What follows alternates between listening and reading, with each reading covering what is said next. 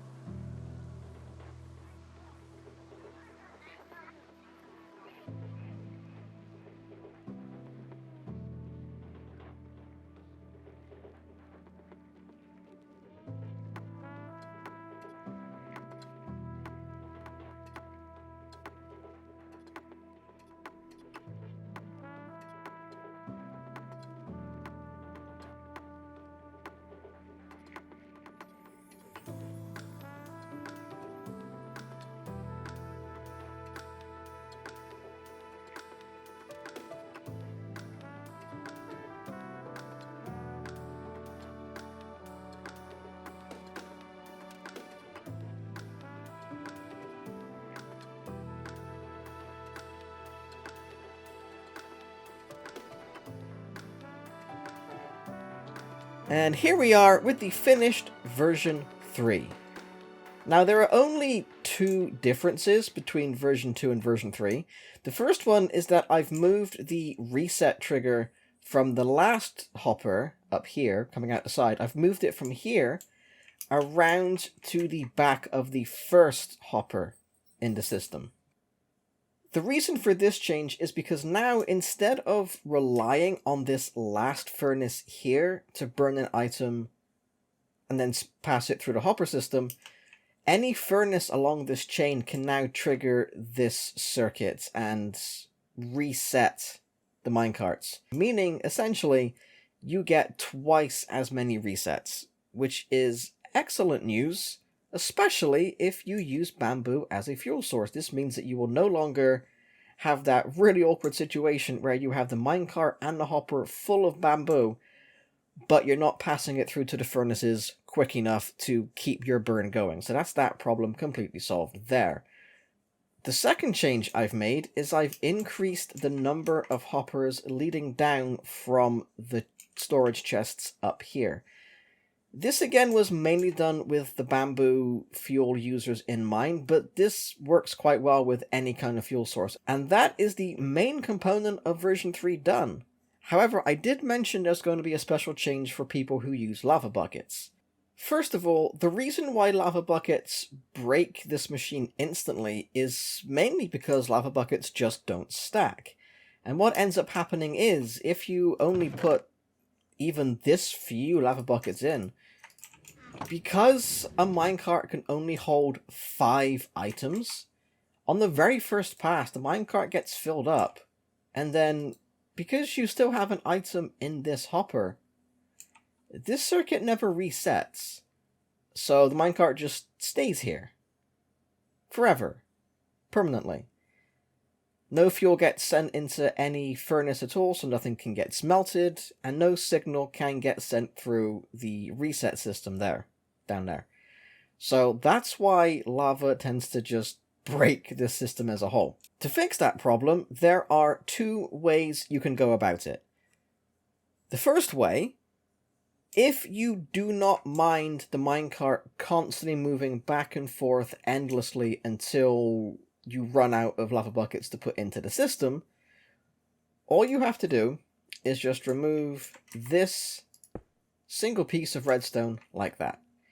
By doing that, you make sure that this torch never deactivates, which means this rail will permanently remain powered, and as long as there is something in this hopper here, it will just keep sending the minecart up and down, like I said, until there is nothing left in this hopper.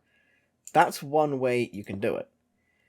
The second way you can do it, if you'd rather have your minecart stop every once in a while, is grab some building blocks, and you want to put 4 down like this.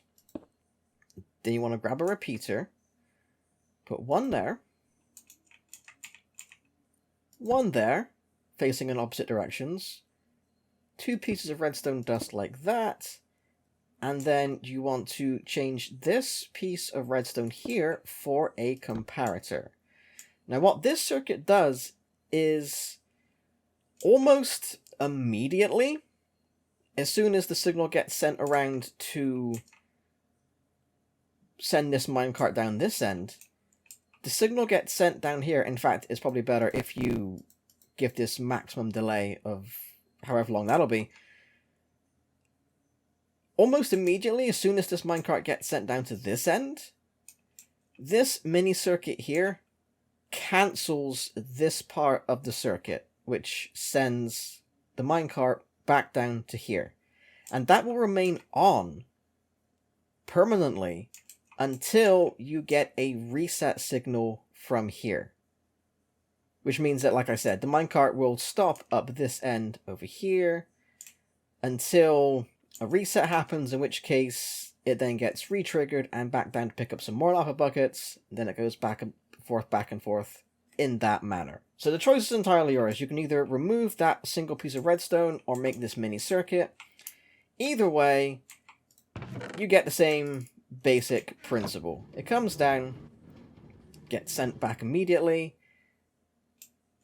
And then because we've got the mini circuit activated, that's going to stay there until we pass through. Let me just grab myself some iron. Some things to smelt. And as you can see, that minecart did actually travel back up and down with the reset, like so. And that's how you do it. And now we have an automatic smelting device that works with any fuel source. Hope you've enjoyed this. Hope it's been helpful. Thanks for watching, and I'll see you next time.